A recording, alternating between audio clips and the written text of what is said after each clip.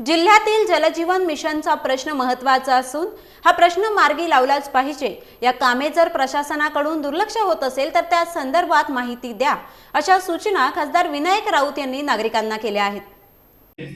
रस्त्याच्या बाजूला चांगले ड्रेनेज असले पाहिजे, त्याच्यावर स्ट्रीट लाईट लागली पाहिजे, पाण्याची सोय असली पाहिजे। आता सर्व सरपंच ताई चार ताई मंडळीच आहेत ना, पुरुषाला चान्स नाही दिले, 3 की 4 नाही। म्हणून एक मुद्दा महत्वाचा म्हणून सांगतो की महिलांच्या हाती सत्ता असल्यामुळे खास करून जलजीवनचा हा प्रश्न सुद्धा तेवढाच महत्वाचा आहे। योजना आणि जलजीवन योजना राबवत असताना त्या योजनेतून आपल्या गावातलं कोणतंही घर पाण्यापासून राहणार नाही, पाण्याचा नळ त्या घरापर्यंत देण्याशिवाय राहणार नाही, याची दक्षता सरपंच ताईंनी घेण्याची आवश्यकता आहे। समजा दुर्दैवाने प्रशासनाने तुमच्या गावाला अशी परिपूर्ण योजना बनवायला जर काही अडखाटी केली, आता होत नाही, योजना पुरी झाली, प्रस्ताव पूर्वीच गेले, असं जर काय थातुरमातुर उत्तर दिलं आणि तुम्हाला जर तुमच्या गावातल्या 100% घरांना पाणी देण्यापासून